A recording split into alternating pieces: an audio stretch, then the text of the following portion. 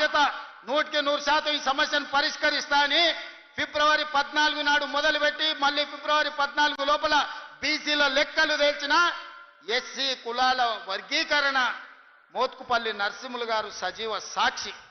వారు ఎవరిని అంత ఆశామాషికి ఒప్పుకోరు, ఎవరిని అభినందించారు. నరసింహులు గారి సంగతి మీకు నాకంటే ఎక్కువ తెలుసు, మీరు ఆలేరోళ్ళు. కానీ వారు స్వయంగా అసెంబ్లీకి వచ్చి శాలువ కప్పి తమ్మి ఈ రోజు నా మనసుకు ఆనందం కలిగింది.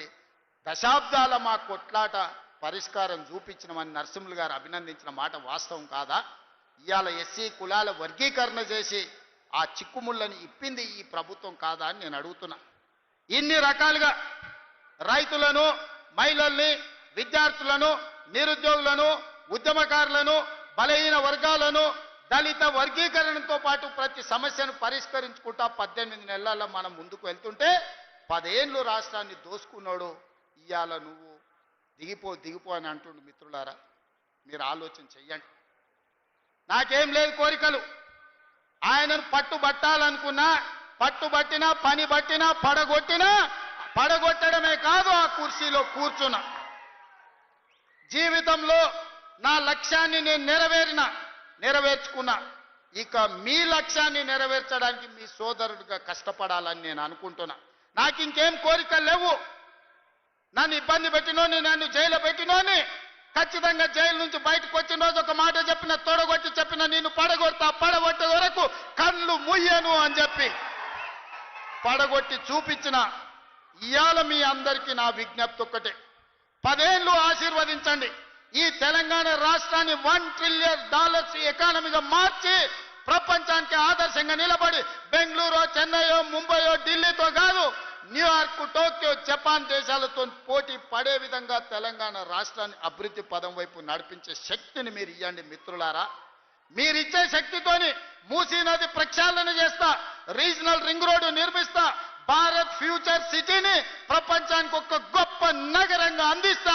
ఈ రోజు బలహీన వర్గాల పిల్లలు డాక్టర్లు, లాయర్లు, ఇంజనీర్లుగా, ఐఏఎస్లు, ఐపీఎస్లుగా రాణించి ఈ దేశ పునర్నిర్మాణంలోనే మీరు భాగస్వాములుగా ఉండాలి, మీకు బాధ్యత ఉండాలి అనే విధంగా తీర్చిదిద్దే విధంగా నేను ప్రయత్నం చేస్తాం మిత్రులారా.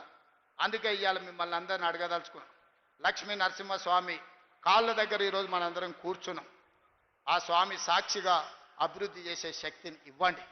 ఈ తెలంగాణ రాష్ట్రాన్ని, ఆగమైన తెలంగాణను మనం పునర్నిర్మించుకుందాం. ఇవాళ ఒక్క నోటీస్ ఇస్తేనే ఆయన ఆగమాగం అవుతున్నాడు. నెలల కొద్ది జైళ్ళల్లో గడిపిన మేమేమనుకోవాలి? నువ్వు దేవుడువా? నువ్వు మనిషివే కదా. ఆనాడు ప్రధానమంత్రిగా పనిచేసిన పివి నరసింహారావు ఒక సెషన్స్ మేజిస్ట్రేట్ ముందర పోయి చేతులు కట్టుకొని నిలబడ్డాడు కోర్టు నోటీస్ ఇస్తే. మీకెందుకయ్యా అంత బలుపు? మీరు చేసిన తప్పులకి ఇవాళ కమిషన్ నోటీస్ ఇచ్చింది. జవాబు చెప్పాల్సింది పోయి ఎదురుదాడి మా మీద చేస్తున్నారు. నువ్వు మా మీద దాడి చేసుడు కాదు, ఇది కాళేశ్వరం కమిషనా, కాంగ్రెస్ కమిషనా అడుగుడు కాదు. నీ పార్టీలో ఉన్న దయ్యాల గురించి నీ బిడ్డనే చెప్పింది కదా. ఆ దయ్యాలు, కొద్ది దయ్యాలు ఎవడో తెలంగాణ ప్రజల్ని ఎట్లా పట్టి పీడిస్తుండ్రో ఇవాళ నీ బిడ్డ అడిగిన ప్రశ్నకు సమాధానం చెప్పమని బీఆర్ఎస్ నాయకులను అడుగుతున్నా. ఇప్పటి నుంచి అది దయ్యాల రాజ్య సమితే తప్ప అది భారత రాష్ట్ర సమితి కాదు, అది దయ్యాల పార్టీ అని మన కార్యకర్తలు ఊరూరాలు చెప్పాలి. ఎవడు కనిపించినా ఒకటే చెప్పారు, అరే దయ్యాలు వచ్చినాయి రా భయ అని. ఇంకా వాళ్ళని పేరు పెట్టి పిలువకారు, ఎక్కడ కూడా కనిపిస్తే చాలు దయ్యాలు వస్తున్నాయని ప్రజలకు చెప్పండి. ఎందుకంటే దయ్యాలతో ఉన్న ప్రమాదం తెలంగాణ ప్రజలకు తెలవాల్సిన అవసరం ఉన్నది. అందుకే మిత్రులారా, మళ్ళొక్కసారి చెప్తున్నా, మళ్ళసారి గెలవడానికి, ఆలేరు అభివృద్ధి చేయడానికి మీ సోదరుడికి ఏం మీకు కావాలనో, పరిష్కారం కావాలనో, ఏం అండగా నిలబడాలో మీరు చెప్పండి. అన్ని పనులు చేసి పెట్టే బాధ్యత నాది. ఎందుకంటే ఆలేరులో ప్రజలు మంచోళ్ళు, కొంచెం నాయకులు అక్కడిక్కడ ఉన్నా మీ అభివృద్ధి చేసే బాధ్యత నాది. అమాయకుడైన బీర్ల ఐలయ్య ఈరోజు మీకు నాయకుడు ఉన్నాడు. ఆయన అడగలే పదవి, విప్పు పదవి నేను ఇచ్చిన పిలిచి. ఎందుకంటే బలహీన వర్గాల నుంచి నా వెనకాల కూర్చుంటే ఒక బీర్ల ఐలయ్య ఉండాలి, ఒక ఆది శ్రీనివాస్ ఉండాలి, ఒక అట్లూరి లక్ష్మణ్ ఉండాలి, ఒక రామచంద్ర నాయక్ ఉండాలి. బలహీన వర్గాలు నా వెనకాల కూర్చుంటే సభకు నిండుదనం వస్తుందని వాళ్ళందరినీ విప్పులుగా వేసి ఈరోజు మీ ప్రాతినిధ్యాన్ని పెంచే ప్రయత్నం చేస్తున్నాం. రాహుల్ గాంధీ గారి లక్ష్యం నెరవేర్చడమే నా బాధ్యత అని తెలియజేస్తూ, ఇంతసేపైనా ఓపిక ఉన్న మా సోదరులందరికీ నిండు మనసుతో ఆశీర్వదించడానికి ఇక్కడికి విచ్చేసిన ఆలేరు ప్రజలందరికీ కూడా మనస్ఫూర్తిగా అభినందనలు తెలియజేస్తున్నా. మీరందరూ అండగా నిలబడతారా? తెలంగాణ రాష్ట్రాన్ని పునర్నిర్మించుకుందామా? మీరందరు సిద్ధమేనా? మీరందరూ అండగా ఉంటారు కదా? అండగా ఉంటా అన్న వాళ్ళందరూ చేయి పైకెత్తండి. మా అక్కలు కూడా, అక్క కోటీశ్వరులు వచ్చేసారి 1 కోటి ఓట్లు రావాలంటే మా ఆడబిడ్డలే కోటీశ్వరులు అయ్యి నాకు అండగా నిలబడాలి.